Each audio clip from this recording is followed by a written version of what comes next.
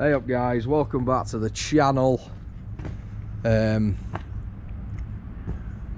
you watched part 1 of this video, appreciate it, thank you. We're going to go through part 2 and go for the rest of it. Just the jib, strut, derrick, all the pendants, reeving blocks, stuff like that. Just a little bit more of an educated walk through the Focus. People's got burning questions and there's not really a lot out there about it, and I feel like the crane should be pushed out to an audience because, like I say, it's a one-of-one crane. There's nothing like this in the world. People need to see it because it's an absolute engineering marvel. Been working with it now for 7 months. Got a little bit of a better understanding than the last video I did, which was an uneducated walk round of the Focus. So yeah, appreciate the time, thank you for watching. If you are new and you love the crane content, please hit the subscribe button, and I appreciate it, thank you very much. So we'll start off, we finished the video with the main boom special sections. We'll start off right next to it. So you've got the sheaves for the main block and also the runner block in one. Now this whole system could be a video in itself because it's absolutely wild. But essentially you have the top area, which I'll go over to now. I'm all over fucking place here. So these two, this long support frame, what's the word for it? What is the word for this? No idea. I'm just going to call it a pole. So the pole goes in here, fits in this side and one on the other side, and then these little teeth here, as you can see, this little etched out marking, this trunnion fits inside. So this is the top sheave bank, so this will sit at the top of the jib connected by these pins, and you would reeve up this side, the top bit essentially, and it will go down to the corresponding sheaves in the sheave banks, reeve all this up in this frame, pardon me, and then once all that's reeved up, get the crane connected to this, lift this up with that up as well, all the way to the jib, go up in the cherry pickers, and then connect it via the pin pullers that are at the top, and then you're reeved up, ready to roll. Well, not essentially ready to roll because that's just the banks. The actual hook block, the lower hook for the main boom, is in a container. It weighs 12 ton, just the lower hook. So that whole operation itself is a video in itself. This next job we're going on, I'd love to be able to take the camera on and do some GoPro on the head footage, like first person POV. We'll see if we can, who knows, might not, might be able to. I'm praying we can. This is the main boom foot section, and it weighs 23 ton, and it has a frame that goes with it, which is coincidentally right next to it. So obviously it has to go in vertical, and with all the pieces that have to go in vertical, they have frames that they sit in, which is this one. Now in the previous video we went through the skid frame, and it had the back mast foot skid frame on top of it, so that would come off, and then that yellow frame would go on top. Then walkways would be off it already, they'd be on the crane. That's just how it transports for shipping. That would go on it, and then the main boom goes inside that, the main boom foot goes inside that, and then you can skid it in, connect it, pin it. It's all just crazy operations. I'd love to have got more videos, but I just couldn't. I just could not do it. This is the small Superlift tray frame. This one has a frame for it to stand on, basically, because the actual arms for the Superlift tray on the small tray are too short. They're not shot long enough for the tray to get to the floor with the rams, there's not enough stroke in them, so it has this frame that it sits on, so you can always touch it on the floor. The ballast obviously is fairly self-explanatory. It's 450 ton, goes on the main crane superstructure, and then you have 2 trays that can have 400 on one on the little tray, and the big tray can take 1,000. Or you can put the little tray inside the big tray and have 400, 600, vice versa. Not vice versa, what am I on about? I'll take you over to the trays while we're talking about them. So this is the big tray, 1,000 ton straight on there, get up shit. And the small tray is here. So as you can see, the arms are a lot shorter than these ones, so it needs that stand to sit on, so you can always touch it on the floor. This is the Diablo rollers that roll down the backstops to keep the backstops up in the air once they come off the rails. As you boom so far down, when the backstops start to roll out of the cups, to stop them from falling down, obviously they sit on the Diablo rollers, and that keeps them up and it stops them from dropping down. But the trays are pretty smart. We used both of them on this job, and it was impressive how we worked it out, how it is engineered. It worked very well. This is all Superlift stuff. This is all Superlift stuff. Very technical here at Cranebrain Limited. Pendants for the tray if you're just on the big tray, and pendants for I'd be lying actually if I knew. I do know, but I don't know if that makes sense. It's got all the hydraulics on it. That definitely goes on. And this is for the big the small tray adapter. It can go on the big tray or the small tray. It's essentially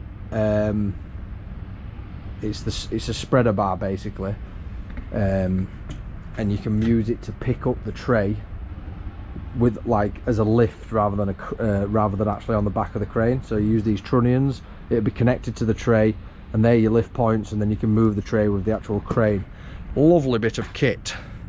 I won't bore you too much with the pendants, because pendants are pendants. I mean, they are big though, like that's my hand. They are huge. Just everything on this crane's massive. You come from a 750 and you used to think that when you got the luff on and stuff, it was a big piece of machinery. Like, yeah, it's just not. Like, this sort of stuff is absolutely monumental.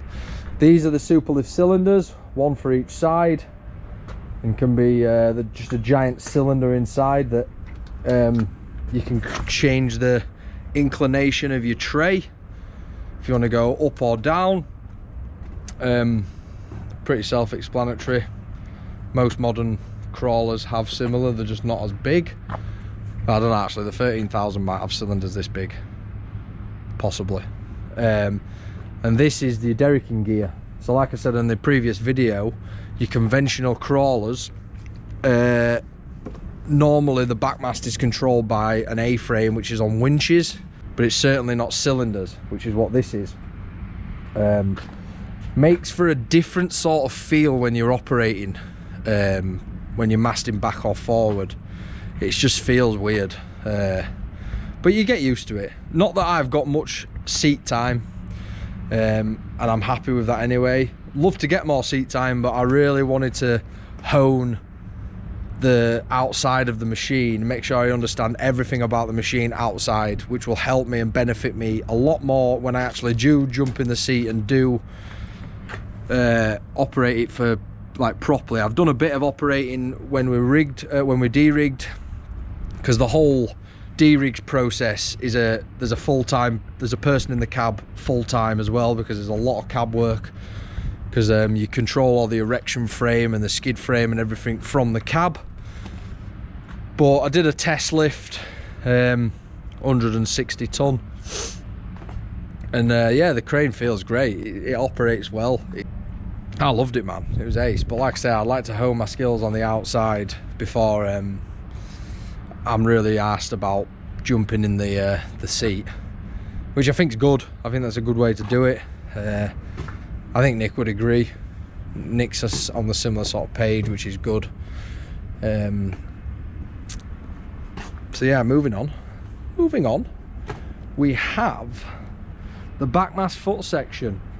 Again, hefty bit of kit, 16.5 ton, just for one section, and this fits on the frame again. Installed not vertically, actually. This one installs at sort of a 45-degree angle, and it skids along. And I did actually do a little video on TikTok of it entering the rear frame, the center frame, to get pinned, and then it's crazy, the situation once you pinned it, because you connect it with some lifting tackle, and you have to pull it up with W1 and connect one end, and then you've got it broke at the other end, and it's a whole process in itself. The backmast sections all speak for themselves, pretty self-explanatory. They are lettered in a certain sequence, has to be adhered to, but this is all controlled off the W1. So once the backmast head, which is over here, is connected onto a section, once you've connected your W1 to it, which is your luffing, you use W1 to go up and down on the backmast to connect all your other sections, which is, seeing it done is absolutely mental. I keep banging on about it, but it is truly an engineering marvel. This is the pendant frames for the strut. These go on the back of the crane, and as you are climbing, you are connected. I'll take you down to this end. You are connected at this end. As you see the pendant sticking out there, you are connected at this end, and then as you climb, these pendants concertine out of this frame and keep going up as you're climbing up. Once they're out of the frame, these yellow frames go off the crane, and then you're ready to bring the pendants down to the main boom that go off the strut and connect them up, which was what in the previous video with that special section on the main boom we were talking about, with all the hydraulic cables and stuff. This little piece of kit is the jib support frame.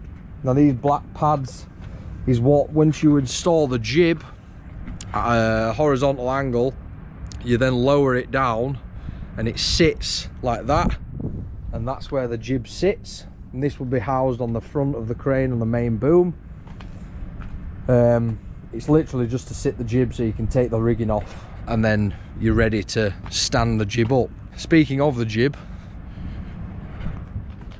this isn't it. This is the strut. While we're here, we're at the strut. So these are the fallbacks for the strut that connect up to that special main boom section we was talking about earlier. It's in two pieces, 18 meters long once it's built, and it's got all your, this is where your pendants connect for the fly jib, which aren't actually on the crane. They have to be installed prior to installing the jib, so there's quite a lot of installation works that has to happen before the piece can be flown up, usually done in a laydown. On this job particular though, we had to do everything on site because the roads were very narrow and there was height restrictions. We couldn't assemble a lot of the stuff in the laydown. It all had to be done on site, and with the space that we had, we did an incredible job to do it. Basically, it was lovely, it was great, it was fantastic, it worked so well. But yeah, the pendants would go on, and then they would go from the jib, from here all the way down and connect. If you see these railings here, these aluminium troughs, they would come all the way down here and essentially connect to here, and then that would support your jib, and it would be connected then. God, I'm out of breath here. I feel like it's a lot of information overload here, to be honest. Just let me get me grips. Let me get me grips about it here. This is where the pendants. There's a bit more that goes on to this. It's where your pendants will connect, that come out of these two frames that I was on about earlier. Once you get some, there's a few dog bones and stuff you have to put on here, but then they'd connect to that, and then that's where they'd be hanging down. So this strut, as you look at it there, would be sat like that. Can't remember the angle, but the front of the jib, obviously you've got your blue and red sheaves for your H1, H2, and then this is your rooster for your runner, yellow sheaves. We didn't have the runner on this job, but the next job it is going on, so it's, yeah, that'll be another thing to learn. Just always learning, always learning. This is your W1 bridal. Now this again could be a video in itself, because the whole thing has to be reeved in the air, suspended. You're always hooked onto the rigging crane, reeve it up, and then once it's reeved you have to pick it all the way up and connect it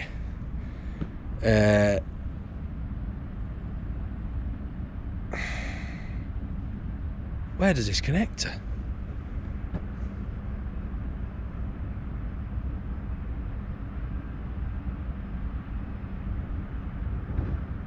To the back of the back mast, obviously.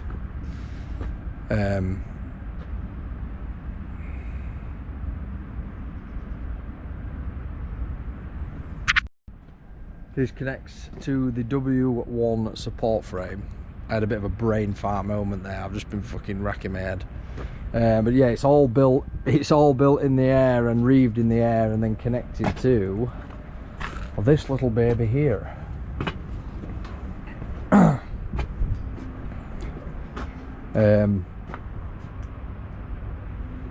Somewhere. Yeah, this end here connects to these pinholes here. Obviously your pinks for W1, yellow for runner, and that in itself could be a video, because doing it all in the air and at height, it's just mental. You've got the upper erection frame supports. These sit at the top of the erection frame, and you have they reeve your H1, H2, your W1 and your runner.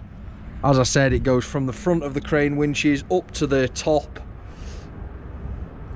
over one of these, down through the bridge, up again, back to the strut, back down, back over, and then down to the floor. We normally set ropes out so everything's already done on the floor, and then when you fly the piece up, all the reeving ropes are connected, so you just connect up the auxiliary winch, the monkey winch, and pull it all through, and then connect once it's all pulled through with a monkey winch, connect that to the hoist line, and then pretty what you do on a normal crane, but it's just 30 odd meters in the air. It's pretty mental. All the containers filled with auxiliary equipment, lower block, and the auxiliary winch and runner. The running winch, HPU C7's got the HPU, which is the hydraulic, the standalone hydraulic system for using like the pin pullers for the riggers and all the cylinders that need pushing and pulling, and H1 winch, H2 winch, rigging container. That's all pretty self-explanatory. And that's pretty much it. It's been a bit of a wishy-washy video again. Like I say, long format videos. I sort of just waffle a lot of rubbish, but I do appreciate everyone tuning in and watching and commenting and liking, and if you are new, subscribing. It really does mean a lot. Throw some suggestions in the comments, and yeah, I hope you've enjoyed this video. Next week's going to be a busy one, because I think things are starting to progress towards the next job. stay tuned for that. If you don't already, follow us on TikTok and Instagram. Cranebrain on TikTok, Cranebrain1 on Instagram. Trying to get to 50k on Instagram this year if we can, so a big push for that. And also 5,000 subscribers on YouTube would be nice as well. But yeah, thanks for watching. Sorry it's all been all over the place. Appreciate it, big love, and I'll see you.